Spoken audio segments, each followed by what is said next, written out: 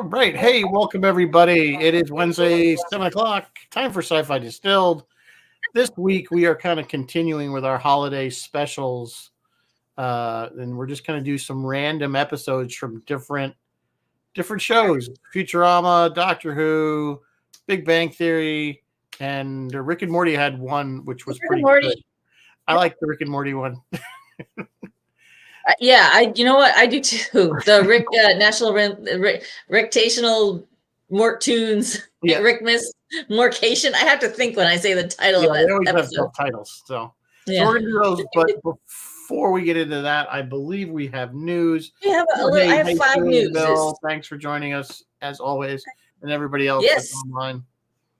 Hello, everyone. How y'all doing? Merry Christmas. My stocking is hung on the. It's a Star Trek stocking. It's hung on the window with care in hopes that St. Nicholas may or may not come to my window. All right, let's do a little news. I have 5 pieces of news for you. We don't usually look at unpleasant news, but we want to look at this for a moment because it is going to affect what we see. Jonathan Majors has been found guilty at his domestic abuse trial. And within less than an hour of the guilty verdict, Marvel announced his firing. So let the speculation begin. And those of you who read the comics may have better insight into what they will do now. What do you think, Rizzo? Are they going to pivot? Are they just going to... Supposedly they can't recast. Supposedly Majors may have had a clause in his contract saying only he would play Kang, but I don't know if that's nullified by his firing. Like, I don't know how that works. Are they just going to pivot to a different story? They were calling the next movie Avengers Kang Dynasty, but now apparently internal memos just call it Avengers 5. What do you think about this? Yeah, what should they do, Rizzo? That's hard to say what they'll do. I don't know. You know, it's hard to put your head into a studio exec's brain. Yeah, it is. It is, but this is the danger. They publicly announced their plan, their timeline, their plot line, right? We're going to do this and this and this and this. And now they've hit a major hurdle or major obstacle. So I don't know what they're going to do. I don't know either. I mean, we'll obviously find out, but it wouldn't be the first time where they've, a studio has dumped a lot of work that they put into something because they had to change. I mean, Batgirl was completely done and they didn't even bother to. They just shelved it. Excellent. So who knows? Example. I mean, I don't know. I really have no opinion, quite frankly, on it as far as what I think was going to happen because you could go either way. I could see them dumping it and bringing it back. That's the other thing that's feeding into all of this is superhero fatigue. People are. Well, we've talked about that, and I agree with it. I'm kind of getting over it. Like I said, they ran the great art with Marvel and the Avengers. I think Marvel has other things they can do and get away from the Avengers. And, I think that we did see that, I think, with Moon Knight there. That was a pretty good show. I thought that was pretty decent, a little different, it was different. And I actually, I know a lot of people, there was some controversy, but I liked the Hawkeye series. Yeah, I did too. I thought that was good. So I think they have places they can go with their stuff. Their universe is massive. And like I said, I'm still waiting on a decent Fantastic Four. Well, we will see. Piece of news number 2 is just that Michelle Yeoh just came back from Toronto and did report, Section 31, pre-production is in full swing. Actually, what she called it was film prep. I'm curious to know what she was doing. I would guess, if you made me guess, I would guess costume fitting, but I don't know what she was doing. I don't think they're up to the point where they have a table read or anything like that, but they're all systems go up there, so. But it's going to be just a movie, right? They're not doing. It's just a movie, Section 31 movie. Now, I mean, maybe they're hoping people will love it and demand a series coming off of it, but it won't be. I bet it stays a movie. I finally got to watch the Academy Award. What was it that she did? The film. Everything all at once. Whatever. I finally. Did you see it? I did. One of these nights, Rizzo, you and I both need to do we watch it so you don't have to, and just talk about recent stuff. I just watched Asteroid City. Anyway, tell me what you think about Everything Everywhere All at Once. I thought it was a bit of a mess. Really? I was kind of like, What is this? It won an Oscar. That doesn't mean anything. There's been some really bad movies that won Oscars. I didn't really care for it. I'm sorry. Really? Not her. I like her. I thought the action stuff was good. I think it had a kind of an interesting story. I just think it was. I did not get the multiverse, too confusing as to what the hell was going on. I didn't understand his point. Yeah, I did not understand the bagel bit. Yeah, it was like one of these nights. The daughter the evil? Like, why? I don't understand. They didn't really explain. Yeah, why was the daughter the evil? Yeah, you know what? One of these nights you and I are both going to do. We watched it, so you don't have to, and we can talk about what we've seen recently. Again, I'm not dissing the film, but I was kind of like happy when it ended. Wow. I was just getting it was starting to give me a headache actually with all it was a little too much. I don't know. It was a lot. There was a lot going on. What did you think about hot dog fingers? Now, that was weird, right? It was just so bizarre. And it was funny there's a universe with hot dog. Like every time a series or a movie does a multiverse thing, there's always like one multiverse that's like completely bizarre. Like everything is made out of birthday cakes, or some stupid thing like that. Too. But so they did the hot dog finger thing, and you're like, okay, that was kind of weird and funny. And they even explained it with how the hot dog fingered monkeys killed the regular fingered monkeys way back in the which was kind of funny. But then you're like, they really just kept going with the hot dog finger thing. It was like, okay, enough with the hot dog fingers. Like it was a little weird. Each other with their hot dog fingers. And it was like there was like hot dogs in. Did you see like when they opened up like they wasn't blood? It was like hot dogs or something. Really weird. One of these nights. So if you liked it, great. Yeah, maybe we'll do that movie if somebody wants to. But somebody wants to do it with us, or if we just want us to do, because I've seen a bunch of movies recently that I'd love to talk about. Moving on, in breaking news, brought to us by Alexandra Isabel. Thank you, Alexandra, for pointing this out to us. Back in October, we did Underwater as part of our Halloween month. Remember, it was the Kristen Stewart movie. Netflix has now done the math and added up carried the 2 and carried the 3, and that made 22,000 telephone poles an hour. Nobody gets that joke. But anyway, Netflix has now realized this thing ranks number 6 on their chart. This thing was a flop when it was released. Like no one watched it. And all of a sudden it's had like 5.8 million views, and it's something like 9 million viewing hours. Everyone is suddenly watching Underwater. That's awesome. This is a sleeper hit, and it's a bit of a victory lap for the Underwater cast and crew. And I say, hey, you know what? More power to you. This happens sometimes. Sometimes movies that come out and nobody likes them, suddenly later on, people are like, oh my God, this is awesome. So. Yeah, I think that one, obviously it was one of those movies that just did better on streaming. Because you know what? It's a great living room movie. It's not really a go to the theater movie.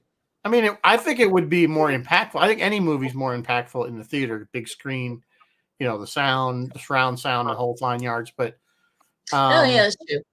I think you have to get people to go to the movies, and I think COVID did not help. COVID, I think it's harder to get people to go to the movies. I still have not been back to a theater. I haven't been to the theater yet. So, and I'm fine. I have a 60-inch television, decent surround sound. I'm good. And we can stream almost anything. And go to the bathroom if I have to. Or get a snack. Get more popcorn. And not pay $20 for a thing of popcorn. Unbelievable, yeah. Yeah, that's a great point. Alex is saying they owe it all to Sci-Fi Distilled. I'll go with that. I wish. I wish, Alex. We'll take the credit, sure. Like I said, all right, news item number 4. News item number 4. Dave Filoni was recently talking about Thrawn's future in the greater scheme of Star Wars things. You may remember that when Ahsoka ended, Thrawn and those 3 witches, of which one is Claudia Black, were on there. They had escaped Peridea and they were on their way to the main galaxy. So what's going to happen? We don't know. We know that Filoni will be doing Ahsoka season 2. And then he's going to do a movie. And so he said that we've set up Captain, I don't know this guy's name, Peleon?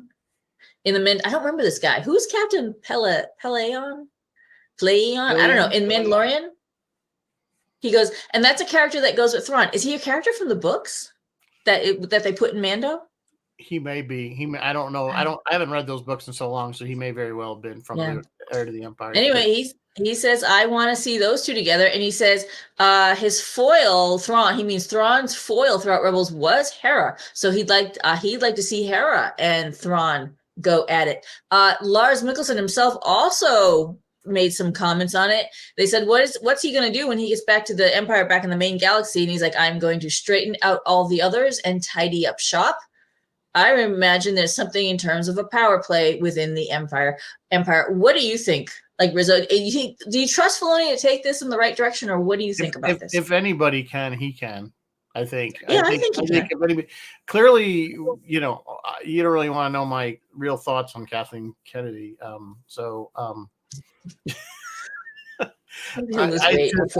just, it's so funny talking about the Force Awakens series of films, and it's funny because I was watching an interview with Adam Driver, and he was like, they completely changed the movie like on the fly, like the whole storyline. His arc was not supposed to be, oh, I go back like Darth and become a good guy. His was because the whole thing was he started out dark. Right. Yeah. Darth Vader started out the dark, really into the Sith thing, and then he arched as Darth Vader, and not as Anakin. And then he basically eventually said, you know what, maybe not, and he was good at the end. Where it was supposed to be the kind of the reverse arc, where you had Ben Solo basically kind of unsure as the Sith, but then by the time they got to the third movie, he was like, no, I'm hardcore. There's no turning back. But that's not. That would have been such a nice encounter. So I was preparing myself as an actor to do that, and then they just changed it. So I don't know where Disney's going with, and I guess now they're going to do the Rey movie, where I guess Solo kind of like, not Solo as in Han Solo, but like alone. So I don't know. I'm not a fan of the new stuff. Sorry, but I think Filoni can pull. Win me over. Yeah, because I mean, if you go and research it, what George Lucas wanted to do with the story of Luke, Leia, and Han past Jedi, that's not what they did at all. But what's he going to do? He sold it to Disney. He's out of it. They didn't even, so. Disney doesn't. Disney like, this is like it's like poetry. It rhymes. Disney's like, we don't need that much rhyming. Thank you, Kent, for reminding me. Peleion is from the books. He's Thrawn's right hand man. I am halfway through the very first book, and then I kind of put it down and I didn't go back to it. So I should get back to it immediately and keep reading. Yeah, I need to reread that series. It was so good. Yeah. Yeah. Yeah, I want. Yeah, you know what? Star Wars done right, but it's cracking me up. The first book hit online. Like this, Timothy Zahn pulls lines from all the movies and just drops them in this book, and so you can hear the characters, like you can hear their voices in your head. And it came out. This came out long before Disney was involved. It came out, I think it came out. Was it before the prequels? Yes, I think it came out before. Maybe somebody knows exactly when they were released, but. I want to say, so this was on, I even said when I read it the first time, this is what they needed to make in the movies. They need to, this is the story. And no. It was going to be the Timothy Zahn stuff. It was, well, I don't know at what point they thought that was going to happen, but even when I read it initially. Mara Jade? I wanted to see Mara Jade. Yeah, Mara Jade would have been, they were actually making toys around, they have those characters like that were never actually in a film. You can buy toys like action figures of some of those characters. So Jeffrey will say, I thought it was Lucas's agreement with Disney that they'd never do anything after the Skywalker saga. Apparently not. No, Jeff, they know a cash cow when they see one, and they will milk it. Cash cow, or goose that lays the golden egg, whichever it is. I mean, I don't know I think they're going to drive it into the ground, unfortunately. Yeah.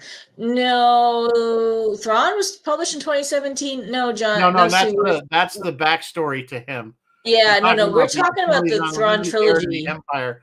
The Heir to the Empire series, which those came out. I want to say that was the 90s for sure. 90s, maybe late 80s, but probably early 90s. No, I have the book on my nightstand. It might have been that far back, but it was a long time ago. Yeah. All right, last piece of news. The last little tidbit was simply that Apple TV is killing it with Silo, Beacon 23, For All Mankind, Foundation, and Severance. So they figure they'll add another popular sci-fi novel turned TV show. Do any of you read the Martha Wells books, The Murderbot Diaries? Anybody reading Murderbot? It sounds like wry, dry humor. They're turning Murderbot into a series. It's going to be 10 episodes, and it will star Alexander Skarsgård. I'll go check it out. I love sci-fi. All right, Rizzo, what are we drinking tonight as we reminisce about some of these holiday specials? But nice. I thought this was a good one. Another kind of, you have your choice if you like whiskey or rye or bourbon or vodka. Ooh, so you can pick your choice of alcohol. Orange juice, ginger cider, cranberry juice, club soda. This does make two drinks, just so you know, or one big one, I guess. But 1992, by the way, was when the first book came out. Yeah, I'm just saying 91, somewhat right around there, yeah. So, well, I guess the whole trilogy, maybe that's what it's completed. But anyway, so there's our drink. Enjoy. All right, so moving on. Yeah, last year we did a Festivus for the rest of us. We did that, I think, around New Year's was the Festivus show. Somewhere, yeah, somewhere. Of course, that Seinfeld episode was called the Strike, I believe. Yes, I believe it was. Out because Kramer was going to strike against the bagel place, or he was on strike forever and then, of course, what they wanted for strike money was eventually what became minimum wage. But of course, we don't have to go over Festivus. Everybody knows that's George Costanza's father there, Frank, made up holiday. The story he tells, though, is the best part of that. I was in the store and I had to get the doll for George, and he beat this guy senseless with the doll, trying to get the doll.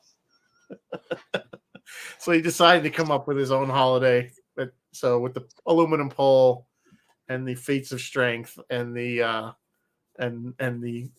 airing of grievances, which is my favorite part. A lot of problem with you people. You people. I wish we could do that in real life. Oh my God. So that was really the only Christmas one I want to say that was close to Christmas that they ever. Well, given that Seinfeld's Jewish, I can't imagine that they would dwell too much on Christmas, but they didn't really dwell on Hanukkah either. Now that I'm thinking, did Seinfeld do Hanukkah? As far as I can remember. So anyway, and real life has passed. That's okay. But we have a whole bunch of shows that did do the holiday thing. Which one do we want to do first? Some shows lean in heavily. So let's actually do Doctor Who first, and kind of get it over with. Of all the shows that we're going to talk about tonight, Doctor Who leans in heavy into Christmas every year, and they will do a Christmas special pretty much almost every year. It really started with the reboot, so to speak, in the early 2000s with Timothy Eccleston. They had that was like the first one.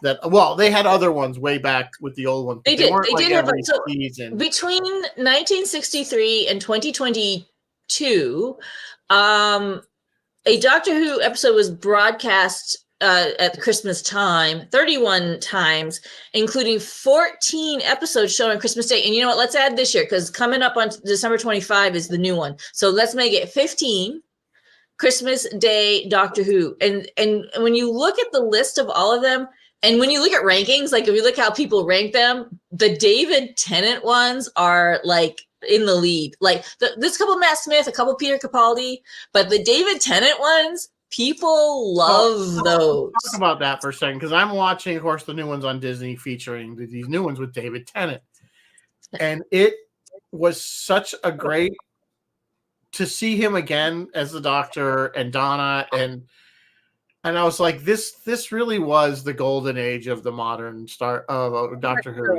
It was just. He was just, to me, he was next to like somebody like Baker out of the old. He was the best, and he's still. Nobody's come close, in my opinion. I'm sorry. Of course, a lot of people have different opinions, but it's so awesome. Which is one of the reasons I think they picked him to do this. To do this kind of this ramp up to the new one, that he's kind of been this weird interim between Jodie Whittaker and whoever the next guy is. That one. will see him like this in 5 days. Right. Because they have done some more than once, I believe they've done where they've switched doctors on the Christmas episode. So here's the thing. They use that Christmas special to say goodbye to old doctors, say hello to new doctors. Sometimes it's completely unrelated to the season that just passed. And sometimes it's very heavily like crucial plot points to the season that just passed. They go any which direction they want. Rankings, let me pull up a couple of the rankings here. I have my personal favorite. I don't know if you do or not, but in the top, let's say 5 or 10, you almost always see episodes like Christmas Invasion, Last Christmas, which Christmas Invasion was a David Tennant one. Last Christmas was Peter Capaldi. Christmas Carol, which is Matt Smith. The Husbands of River Song, which is pretty interesting. Runaway Bride, which is David Tennant. That one gets listed up near the top all the time. Voyage of the Damned, interestingly, often gets listed. The Snowman was a very scary one. My personal favorite is A Christmas Carol because and that one was, I believe, a Matt Smith one. It's the one with the fishes. I don't know if you've seen this yet or not, Rizzo. It's the one with the fishes that kind of just live in the atmosphere and swim through the atmosphere. And it's kind of a reworking of the classic A Christmas Carol, like Ebenezer Scrooge and all them, but through a Doctor Who sci-fi lens. And I'm sure, I saw it. I a lot of them run together. They do kind of run together. But there's stuff you remember, like Christmas Invasion, the Christmas trees would spin and attack you, and then the snowmen are all evil. That one was weird. They're always weird. I actually did really like Voyage of the Damned. Voyage of the Damned, they were on a cruise ship, and it was who's that singer? That Australian singer. It was a rebuild of the Titanic that flew in space. Yes.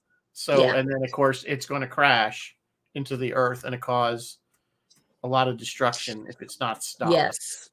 Jeff, you're absolutely right. It was Michael Gambon as Scrooge in A Christmas Carol, my favorite one. Chris LaRoche is saying his favorite was Return of Dr. Mysterio. That's another good one. Merry Christmas to you, The Shadow. How are you? How are you, Chris? I mean, they're great. They're weird in as only Doctor Who can be weird, but they usually are a little touching, maybe a little sappy sometimes, a little, hitting on those emotional notes, but it's Doctor Who. You love it. You can't wait for it every year. What was the one? The only one that I thought was pretty good was the one. It was called The Next Doctor. It was the guy that had amnesia and kind of took on the persona.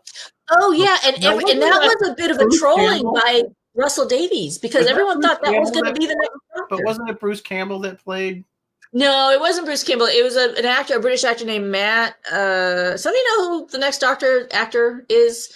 Yeah, everyone, for real, is a bit of a trolling, and people were fooled. But no, he did not become the Next Doctor. No. I don't know why I thought it was Bruce. Anyway. I may have that somewhere in my list here. Last Christmas, The Doctor, the Widow, and the Wardrobe. Oh, The Next Doctor. And it doesn't say the name of the actor. Oh, well, never mind. Well, now I got to look up. I love River Song. Anytime she comes, she's probably one of the most popular companions next to like Sarah or Rose. Rose is pretty popular. Donna is oddly popular. I never got the hang of Donna. Everyone loves Donna. She fit better on The Office. Yeah, that's Catherine Tate, who's done some amazing comedy work. But I mean, she held her own on Doctor Who. The other companion that I absolutely loved were Amy and Rory, Amy Pond, because that's Karen Gillan, and I professed my love for Karen last week when we were talking about the Guardians of the or 2 weeks ago, whenever we were talking about the Guardians of the Galaxy, because she does play Nebula. But I enjoyed her quite a bit. Oh, Jerry's saying it was the governor from The Walking Dead. Yeah, I think you're right, Jerry. Yep. He does look a lot like Bruce. So anyway, he does kind of look like Bruce Campbell. Sorry. Yep, that's where I got my confusion from. Anyway, so I mean, none of them are really bad. I don't know if I was a real fan of the Snowman one. I thought that was a little campy. I mean, well, look, here's the thing: is anytime all Doctor Who is, you got to put your tongue firmly in your cheek. It is full blown sci-fi camp, all the episodes, and you just got to know that and know it going in and love all it. Either, of them are. Yeah, I wouldn't say they've done some pretty. I mean, when they rolled out the Weeping Angels. Oh, was that not brilliant? We should do an episode just on Weeping Angels. Those are just on hell. I mean, those are just. I was like, I said these people are brilliant because those are probably the scariest things. That episode, hands down, not only one of their better episodes, but I think one of their better enemies. Oh yeah, and people like Daleks and Cybermen and all the classic enemies. No, I think the Weeping Angels are a spectacular adversary for the Doctor. Extremely frightening. And extremely frightening. Like considering Doctor Who has always kind of tried to be family friendly, I would let my kid watch that show. No, that was legit scary. That was legit scary. When I was trying to get Dennis to watch Doctor Who, that was the first episode I showed him, and he was like, "Oh, okay, I get it." That's the first Doctor Who you showed him was Weeping Angels. Wow, because it's one of the best episodes. A good cross section of the show. I mean, it's a great episode. Don't get me wrong. It's an odd cross section because the Doctor's not in it. Like you only see him in snippets on the TV, like at the beginning and at the end, and then on the videotape that she's watching, it's mostly several too. It's not just they're in several episodes. There's one where they're like evading a spaceship or something, if I remember, or some kind of mining facility, or like it's off planet. I mean, so they've done more than one. But I don't know what a good introductory modern. I'd still pull any of the David Tennants out though. I'd start with David Tennant and go from there. Yeah. Jeff Rubel saying, can you imagine the silence with the Weeping Angels? Yeah, the silence was super scary. They were the ones that people end up making all the hash marks on their face, and the hash marks on their body because they were counting. Yeah, that was really. I really enjoyed that whole. I mean, because even if you go way back to the beginning, the Daleks were pretty frightening for their day. Back in the day, yeah. The way they was as a little kid, they were kind of frightening if you're watching stuff as a little kid because it's that. Screaming at you. I remember being very little, because I was little when Tom Baker was on, and there was one that was just a disembodied hand. It was just a hand that would just creep. That was the and that scared the snot out of me. Like that was the last, hide behind the couch scary. That was the last one that Sarah was on. That's when he was it really? That was the end of that series. She left at the end of that was the Hand of Evil, I believe, was the name of the series. Yeah. That was getting towards the end of Tom's run. But it was also my first taste of because there was an episode where they're at a lighthouse. If somebody knows which episode this is, please post it. They're at a lighthouse, and his line, there may have been a creature outside, but he goes, this whole time I thought I locked the monster out. I locked it in with us. And it was my first time doing a real psychological kind of horror. Yeah, that was with I was super little, but that was with the warrior girl there. Can't think of her name. Yes, she's Romana. No, Romana was a Time Lord. The one that ran around. Not Sheila. What was her name that ran around? I can't think of the name of that. I picture the episode of what you're talking about. Leela, right? Leela. Was it Leela? Yeah. Something like that. She ran around in stone knife and bearskin type situation. She ran around in her little leather outfit. Yeah, little leathers. Yeah. Yeah, I can't think of the name of the something like Lighthouse. I remember the Talons of Wayne. They always had dramatic names back then. The Lighthouse of Death, or something. Yeah, it was like the End of Evil. They always were like that. Yeah. Anyway, back to Christmas. Doctor Who leans in heavy every year, consistently every year, with full-blown camp, and we love them for it. We love it for it. Yeah, no, and it's something that a lot of people, obviously, especially in Britain, look forward to. And I think it's great that this picked up. I was hoping that when Disney said they were getting Doctor Who, that they were going to have all the old stuff. I don't think stuff and all the Pertwee and all those other ones that I grew up with. Just as Lita. I watched. Certainly, Tom Baker was the first one, and I used to watch it on PBS at 11 o'clock at night because that's the only time it was on. Yeah, that's when it was on. Yeah, and they only used to show the little 20, 25-minute, episodic serial type because it was like that's how they were done. Remember, they were like they told one story across like 4 or 5 20-something minute episodes. 20-minute episodes. So that's how PBS used to run those That's how I watched most of it. Whatever PBS got is what we got to watch. Yep, pretty much. So, and then all right, let's move on. Let's do. Yeah, let's do some Rick and Morty. They list 4 episodes for Rick and Morty being Christmassy, but there's really only one. We're going to talk about one. The 4 are Anatomy Park, and it just mentions Christmas in passing, kind of like right at the beginning, and then they're in the body. Yeah, it's like Jurassic Park. Remember? Rattlestar Rick Lactica, again, that's another episode that kind of mentions Christmas in the beginning, and then they're off on their adventure, and that is the one with all the snakes. Remember Snake Jazz? Yeah. Well, that was the thing. Yeah, because he killed the snake. The snake civilization rises. Never Rick and Morty, which I actually didn't even rewatch because it is another one. It just mentions Christmas in passing and then it moves on. But the one we're going to talk about right now is, and I can't pronounce the damn name of the episode. It's a spoof on National Lampoon's Christmas Vacation, but it's like Rictional Mortpoons Rickmas Mortcations. Like, right? That's the name of the episode. Yeah, it's the best part of it is he starts out, well, he's giving everybody gifts, and he gives Morty a real lightsaber. Yes. And of course Morty's playing with it, and he drops it, and it falls straight, which is one of these nerd arguments, keeps going, so it just keeps, because it's a lightsaber, it cuts through anything. It just keeps going straight down to the earth, and of course, and they're racing down to catch it. Yeah, they're trying to get down ahead of it, and they can't ever get ahead of it. And of course, now it's going down to the Earth's core, and the government's now involved with the president. Who's supposed to be, I guess, like Obama or something. Played by Keith David. He's been up. He was on our show recently. He played. Yeah, the actor that does the voice for that. Yeah. But the thing about the show is it's doing dual purpose. He was in The Thing. Yeah, he's in The Thing. That's right.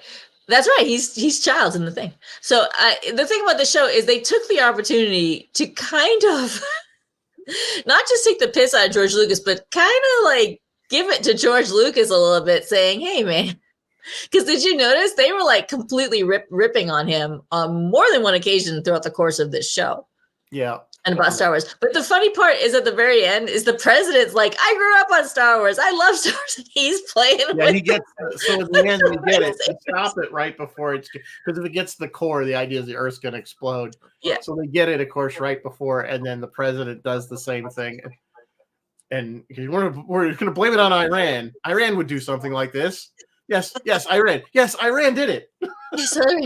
Or Saudi Arabia. We can blame it on the Saudis. Whatever, Saudi Arabia, the Saudis. Yeah, it was something they would do. Oh my God. It's a great episode. It's just funny. And then, of course, we find out that that's not Rick. That's just a robot Rick. That's the other plot that's unfolding. That's not Rick. Yeah, so, because he's like, I wouldn't be stupid enough to give, somebody a working lightsaber. Oh my God. It's so, and here's the thing, guys, if you're going to dive into Rick and Morty or even just their Christmas episodes, Rick and Morty's Christmas stuff is still darker than any other show's Halloween stuff. Rick and Morty is a dark show, period. Just know that going in. It's just existentialism all over the place. So, they're all their Christmas episodes are a little bit on the twisted side. All their episodes. Oh, they're all their episodes are on the twisted. The other reference, which is why you see My Name is Goombie, there was one episode, the train episode, which was where it's like it turns out to be a simulation, but there's a guy, just some bearded character, going from train car to train car. That's never Rick and Morty. About Rick Sanchez, and he's like, I don't know who Rick Sanchez is. I don't know. And he finally gets to the car where there's a whole bunch of people telling stories, how Rick Sanchez saved space Christmas. And so the guy Goombie was telling the story. Of course, we don't actually know what happens, but apparently at the end he saved Christmas for the family, and then he just leaves him outside. Yeah, and that was the Snowpiercer ripoff, right? Yeah, it was like a train, but it was a train that was circular. And they finally get up to the front car and they have to fight that guy.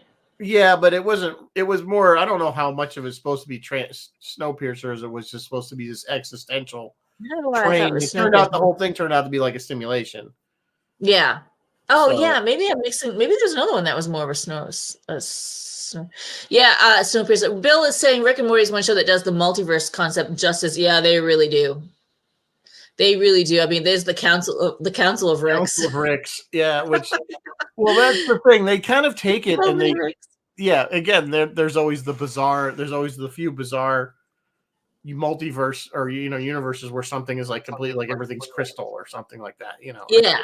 It's like stupid things. Oh yeah, like there's that. the one where like all the furniture talks and like sometimes they're running through and like the furniture's or like the couch is ordering pizza and stuff like that kind of thing. Well, the whole Rick and Morty is based on multiverse because that's what he's got the portal gun.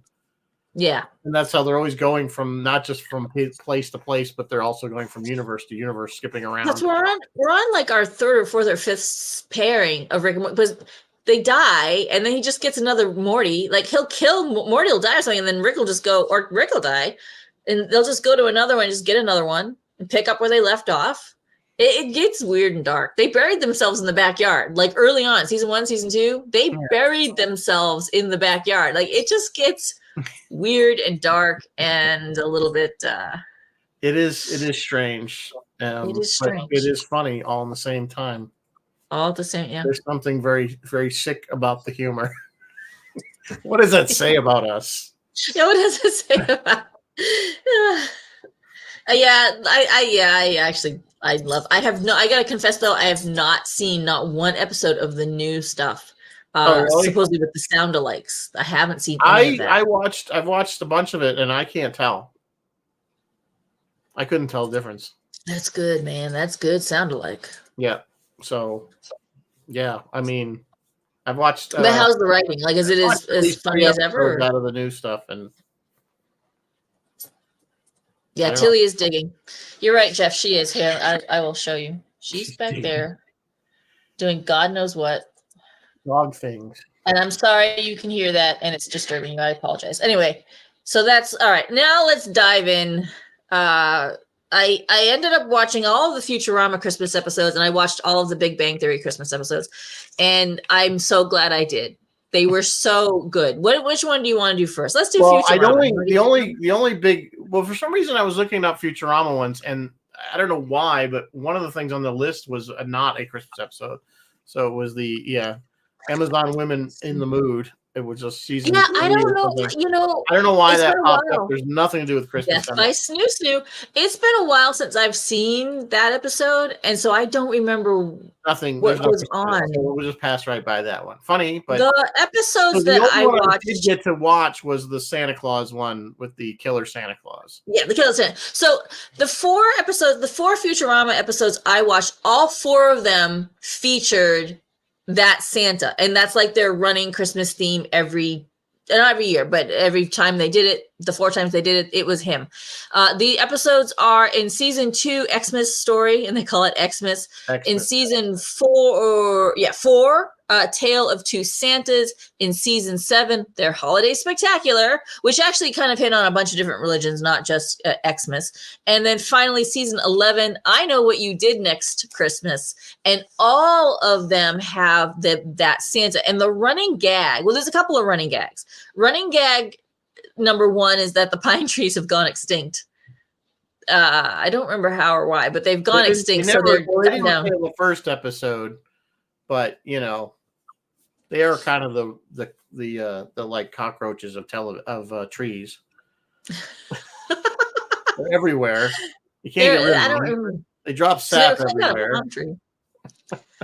I love pine trees. The second running gag is, of course, this Santa. He's a giant metal Santa. He is programmed with a naughty nice chip, but it's programmed with unreachably high standards. So everyone is naughty. Like no one reaches his standards. So we're all deemed naughty. Except Zoidberg. Zoidberg, the pogo stick. So if he catches you, so everyone has to huddle inside in terror on Xmas Eve. And it's never Christmas. It's always Xmas. On Xmas Eve and like bolt their doors shut. And because if he catches you outside, he will kill you. And then the third running gag that gets better and better which each season that they do this was that they had these giant metal shielding that would come down. Like, do you remember their whole headquarters where the ship would fly out from and all that? They would like shield all of that and then put lights on the outside of the shielding and stuff. So and they close off the fireplace so he can't come down the fireplace. The big vault door. the big vault door in front of the fireplace. So yeah, so they were sticking to that very faithfully through all 4 of these episodes, and sticking to this Santa, this bad Santa, who will kill you because you're too naughty. And it's just, but it's still, they would still see. That's why I love about Futurama, and I'm going to say the same thing about Big Bang Theory, is where Doctor Who would go straight for the sappy, emotional. They would do it in such a way that they make their point. It's sweet, but not too sweet, and not too sappy. You know what I mean? Like, it's just funny and cute. And it makes you, you want to be with your family, and you appreciate family. That was the initial all the Christmas things. Was Tila obviously had no family. Yeah. And of course Fry's family was all dead. Yeah, Fry had no family. Yeah, so he had family in the past, and that's why he was feeling depressed. And then he realized that Leela had nothing, because she's a one of a kind, apparently. Although I think later in the series we find out we do have family forever. Yeah, whatever. But so yeah, it was good. Unfortunately, I did not get time to watch the rest of them. They're cute. I mean, they're typical Futurama. I gotta say, I hadn't seen Futurama in a long time. Just hearing their theme song, like, I love their theme song. Just hearing that put me in a really great mood, and I was like, oh, okay, yeah. Yeah, I watched it like when it first came out, like the first couple seasons, and then I kind of just fell off, and I really haven't watched a lot of it since. I kind of should go back. One of the funny things, which I don't know, again, if you guys, the guy that voices Bender also voices a robot in a game I play, Fallout 76. There's a robot, and he's drunk all the time. He lives in the basement. He lives in the bag all the time. He lives in the basement of a frat house. And he sits there, and he's like before the war, he's like a robot now, but he was a human at one point, because he's just got a brain in like kind of very, very Futurama-esque, with just a brain in a container on a robot body. But he's always drunk whenever you go to see this guy. He's always drunk, and he gives you missions about trying different alcohol and then see what it does when you go out and try to do missions on these. It's kind of a funny thing that they did, but it's the voice. They got the guy that does Bender. So if you want to see Bender in a different, still does the same. It's the same character. He's just drunk. I actually love that for an Easter egg. My favorite character is actually the professor, because I would love the way he'd walk in and be like, "Good news, everybody," and it would invariably be some horrible news, like something awful. Good news, everybody. Right. I love that. I don't know if I have a favorite. I guess Bender would always, of course, be probably the favorite, because. Oh, I like Fry and Leela. Doesn't give a hell. So, but yeah, I mean, there's a lot of good stuff in Futurama. I just have, of course, my favorite episodes, not Christmas related, was the one with the Star Trek religion. That was a great one. That's right. They had Jordan that's based on Star Trek. I think. Yeah. And wait, Leonard Nimoy might have still been alive. Do they have? He might have been. Yeah, I think he was in that. He might have still been alive for that. He might have done his head. Everybody's a head in a jar. We keep talking about maybe doing a show where we just talk about like all Star Trek references and pop culture, and this would be one of them. Oh my God! So we could talk about the guy there, the one captain there, the guy that's like Doug McClure, but he's like definitely supposed to be like a Troy McClure. Yeah. So yeah, he's funny, but and Kiff and his buddy Kiff. Yeah. Oh God, they had some of the funniest stuff. He'd go up the him and Kiff would have some of the funny. I can't think of that guy's name. Was it Troy McClure? No, what was the captain's name? Yeah, it was something really. I know it's right on the tip of my tongue. He's going up the ladder, and Kiff's coming up after him. And he's just like, oh, yeah. Because he's looking up his skirt or whatever the hell it was. What is his name? Oh, Zap Brannigan. Zap Brannigan, right? But he's definitely supposed to be like a copy, kind of a spoof on like Shatner. Very Shatner-esque. And he's hitting on Leela. Yeah. He's like, do you want to drink the champagne with me? And she's like, it's champagne. Oh, classic stuff. Good stuff. So good anyway, stuff. We're gonna move on to Big Bang Theory. I think is the last one. here's something funny about Big Bang, and I don't know if you noticed this, but I wrote down all the episodes that I watched. All of their holiday episodes, and there's 1, 2, 3, 4, 5, 6 of them. They all were the 11th episode of the season.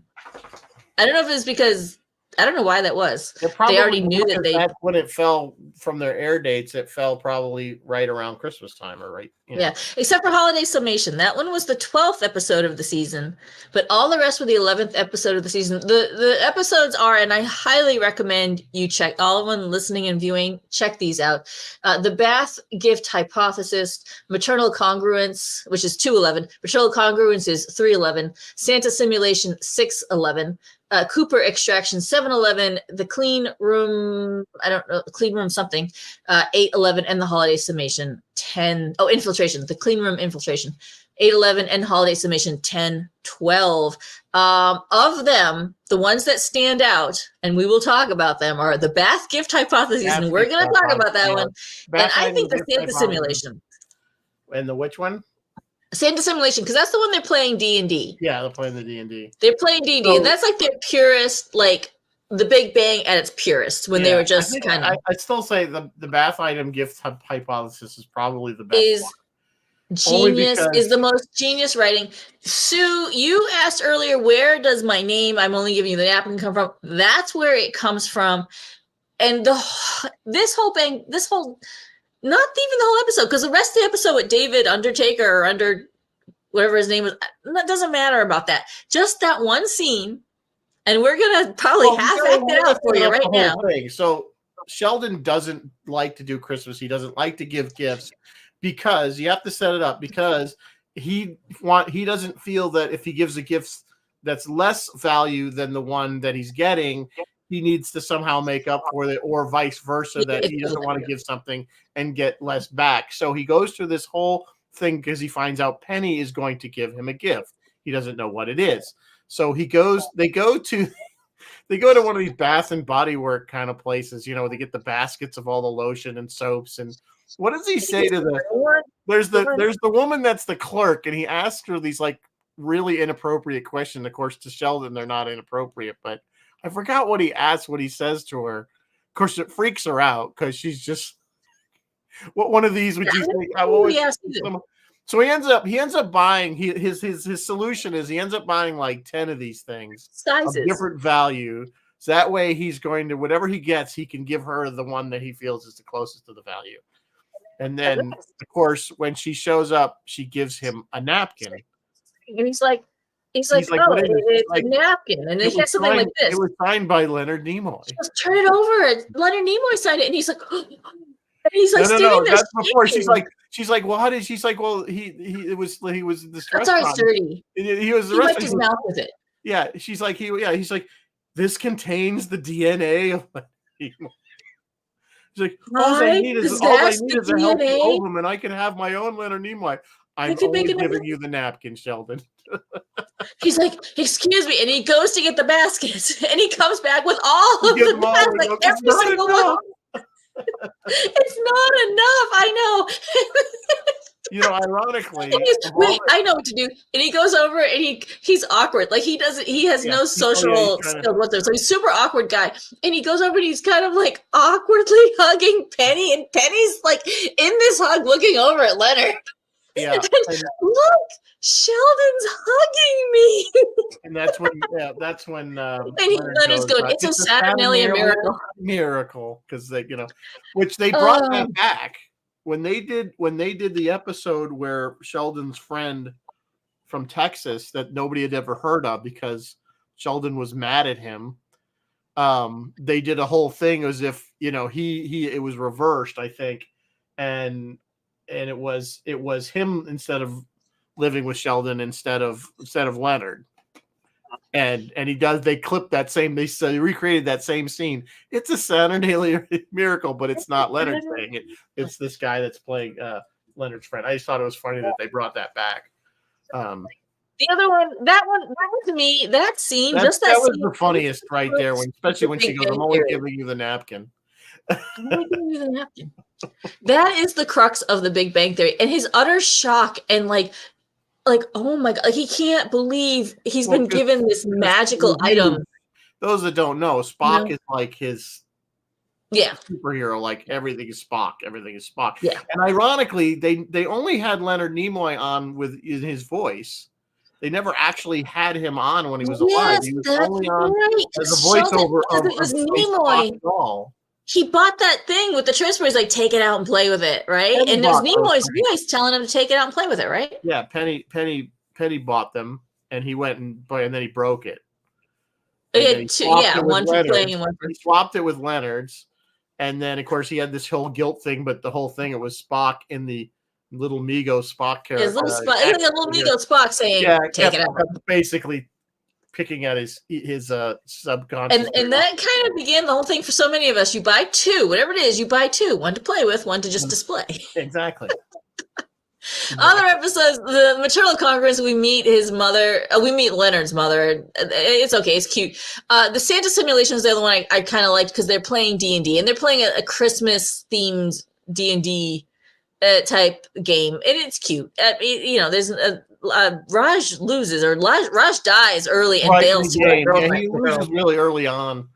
And that was fine, but no, just them playing D&D. That's just classic nerd stuff. Like when the writing was on point on this show, the writing was on point. Like they were just so hysterically funny, taking apart nerd culture. This is another one where Sheldon doesn't like Christmas, so he's reluctantly playing this D&D game because once he finds out that it's Christmas themed. So their quest that they're on is a Christmas themed quest to find Santa has been abducted by orcs or something. So they're searching for him, and of course at the end when they're gonna save Santa because they figured out all the riddles that Howard had put in, he turns on them and ends up having Santa be killed. So like ruining the game for everybody. But then of course the funny part is, and in the little bit that they always show right before the credits, he's dreaming, and of course it's Santa in the house, and he's like, "You gonna give me a train? No, it's better. 2 trains, better." 3, and he pulls out, of course, it's this big cartoon cannon, and he shoots it back at Sheldon, saying, "How do you like it?" Basically, Santa gets his revenge on Sheldon for killing him.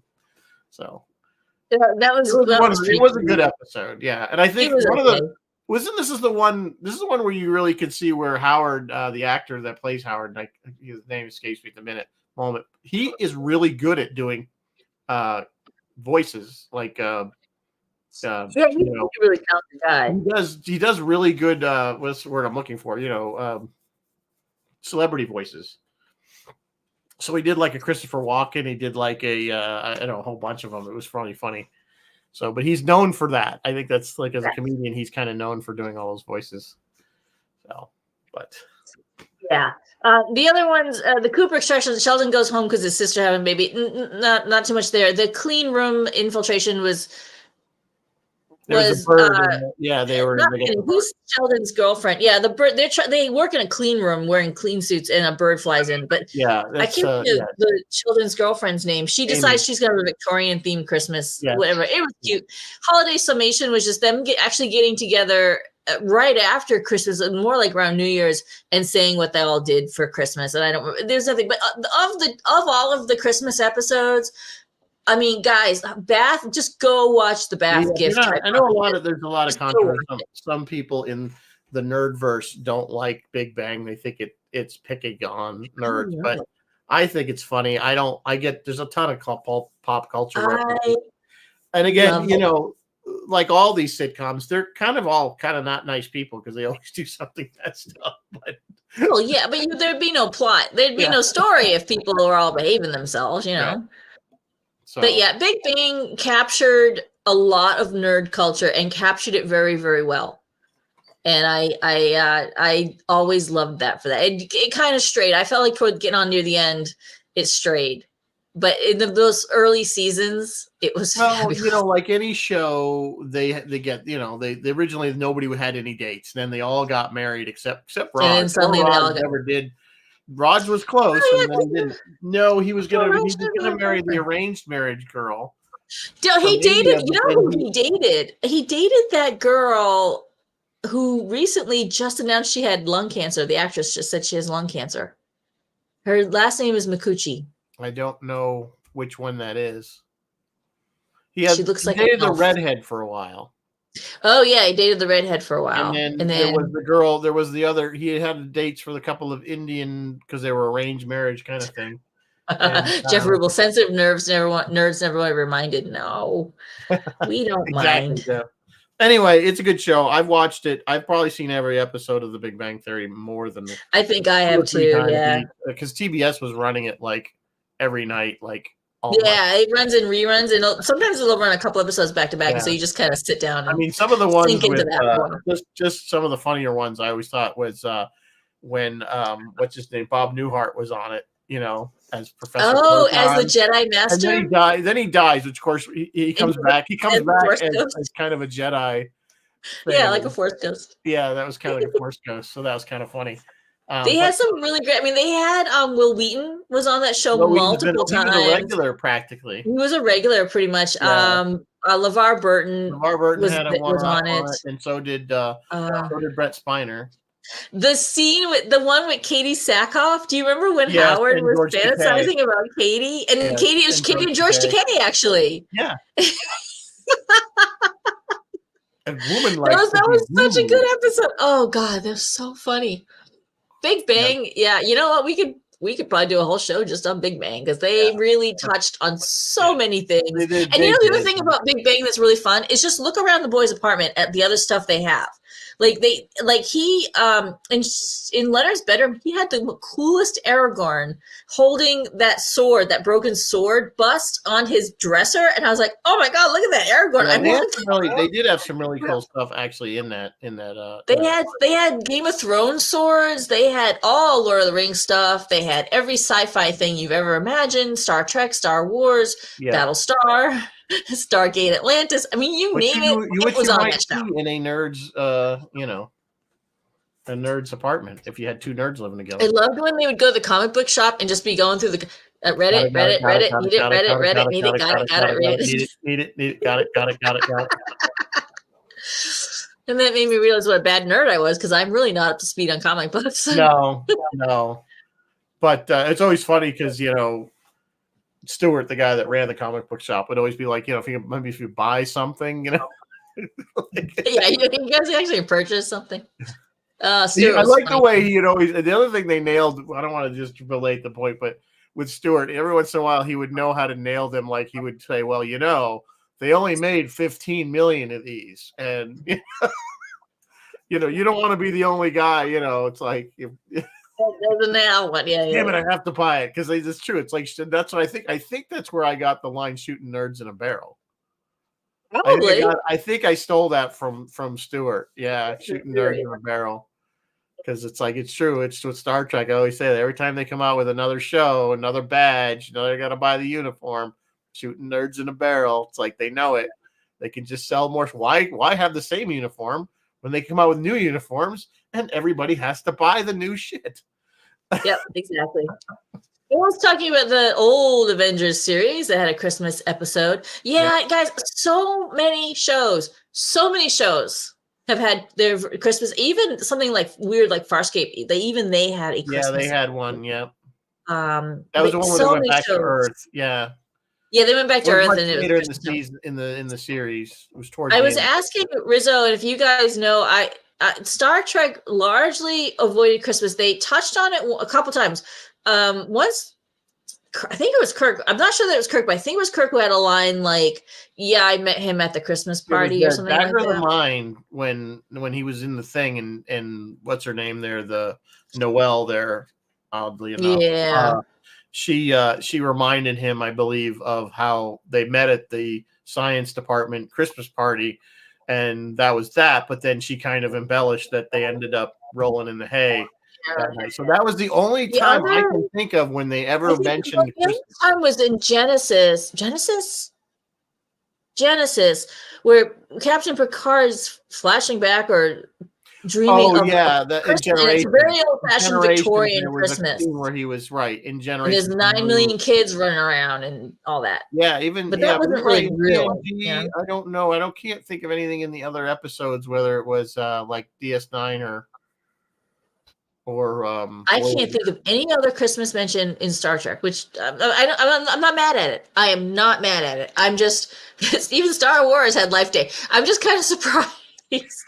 I'm just a little bit surprised. George would tell you. I think Stargate, they mentioned Christmas. Probably. Battlestar, they did not mention Christmas. No, that was, you wouldn't have Christmas at Battlestar. Well, you wouldn't have a Christmas because it was, But yeah, well, so many sci-fi shows, because I was Googling it to, see what we were talking about. X-Files had them. X-Files had, How the Ghost Stole Christmas. A lot of them do it, I'm sure. So yeah. Anyway, it is past 8:00. It is Roy did not post what he's doing, or if he did, I missed it. So I apologize. And Phil is still off this week because I think the kids are still. The kids have still taken over the radio station. Darn those college students wanting to run their own radio station. Darn those college students giving him free time. Yeah, exactly. Giving him some time off. And Rizzo, what are we doing next week? Or are we? I think we're gonna take a break for the holiday week. Take a break, holiday break. But I'm gonna be wiped out next. I'm sure you will. So I think we're gonna take a little break, but we will see you in the new year. There's a whole new bunch of topics.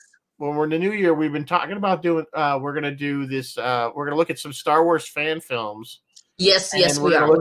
There's so many we can't cover them all, but we're gonna pick out some ones that we like and recommend them. And I'm gonna maybe try to pre-post them now that we have like a week, so maybe we can get a list going of some of the ones, and so people can watch them.